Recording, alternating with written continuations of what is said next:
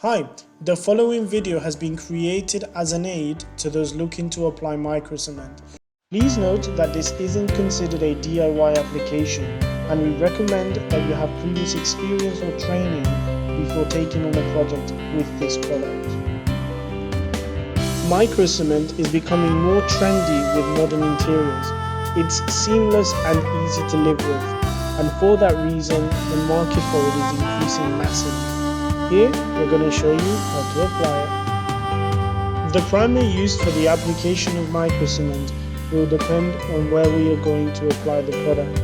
The primer is different if the surface is porous or non-porous. Let's have a look at the tools we need. We're going to need a medium pile roller. You can use a smaller one if there are difficult to reach areas. We're also going to use a stirrer to mix it with water and a brush for cutting. Atomol dilution is dependent on substrate porosity. If the substrate is non-porous, it should be keyed using an angle grinder fitted with a diamond blade first.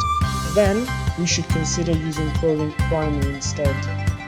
To test the absorption of atomol, you can apply a test patch on a wall and leave it for half an hour to dry.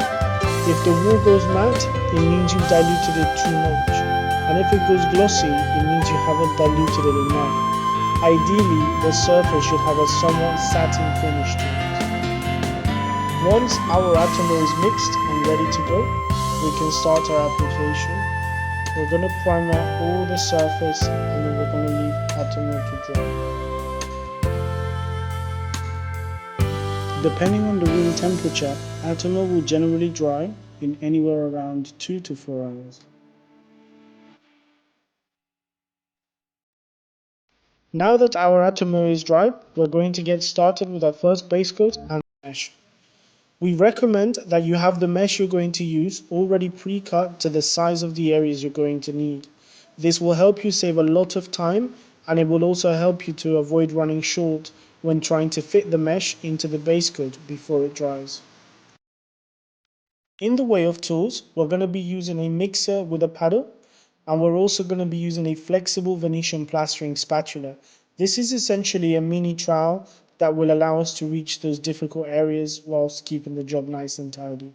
We're also going to use an internal and external corner trowel. Whilst these are not essential, they do make it a lot easier to get those smooth finishes when tackling fiddly areas of the project. The choice of trowel for the application of the base coat is going to be very dependent on the experience and ability of the applicator. A larger trowel can cover a large area faster, but is also more difficult to control and requires more precision to maintain an even thickness on the coat being done. Because we're going to be doing a small area, we'll only be using the 240 trowel for this project. We wouldn't recommend anything smaller, only because it will take too long to complete the base coat. Now we can prepare our material. When complete, 25 kilo bag of base should be diluted with around 5 to 6 liters of water.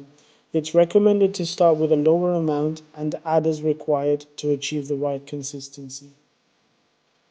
We also recommend only to mix what you think you'll be able to use within 1 hour. This is what the best workability is with the material. Remember to adjust the water accordingly. When mixing the material, we recommend that you add the water first. This will minimize the dust that flies out, but it will also prevent you from having any dry material at the bottom of the bucket. Once the material is mixed, make sure you are happy. Please like, save, and subscribe, or I'll have to eat you. Thank you for watching.